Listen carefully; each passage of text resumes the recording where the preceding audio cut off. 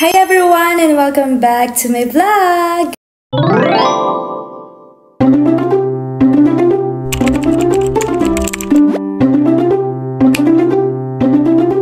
Ito nga yung patunay na na-reach ko na yung 1,000 subscribers at yung 4,000 public watch hours. Kaya in this video po ay pag-uusapan natin kung paano nga ba dumami ang views dahil ito ay isang requirement po ni YouTube para po makasahod. Ito po yung Google AdSense na tinatawag.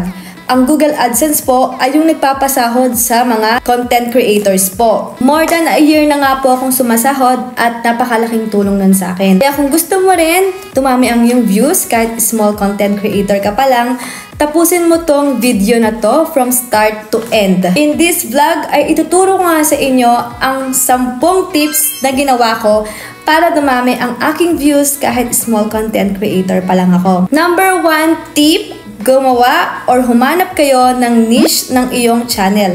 So, ano nga bang ibig sabihin nito? Ito po yung magiging content or topic ng iyong channel. Still, nangangapa pa rin ako pero nag-upload pa din ako ng mga videos na medyo mataas yung views ko.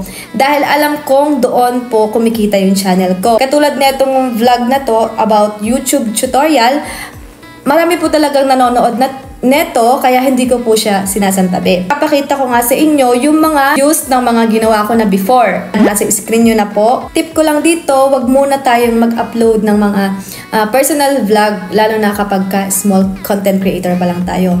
Dahil wala pong manonood at hindi nyo po ma-reach yung requirements ni YouTube na 4,000 public watch hours o yung 4,000 na oras. Kasi nga, dahil small content creator ka pa nga lang, hindi po interesado yung mga tao sa buhay mo. Kaya maganda ang i-upload natin ay yung about educational vlogs or entertainment. Mag-research lang kayo about dyan ang pwede nyong itopic sa YouTube na hindi siya nalalaos or kahit lumipas pa yung ilang taon, papanoorin po ito ng mga user po ni YouTube. Pangalawang tip ko sa inyo ay quality ng videos. Kahit anong phone naman ay pwede. Pero yun nga no, sinasabi ko sa inyo, mas maganda yung clear, yung nakikita yung mukha mo. Kung di naman, kung gumagawa ka ng mga animated videos, yung hindi naman po 144 yung quality.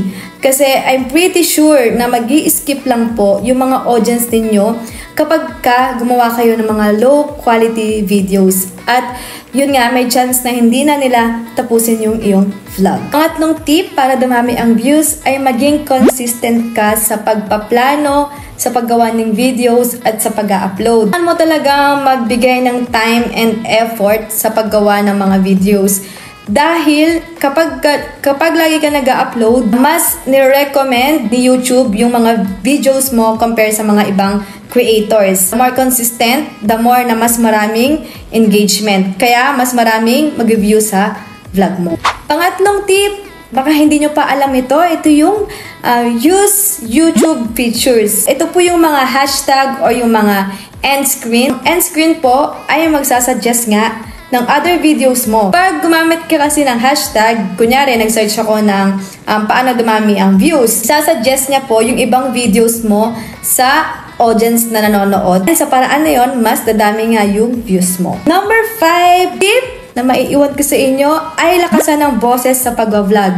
Minsan kasi may mga napapanood akong vlog na mas malakas pa yung background music nila sa boses nila.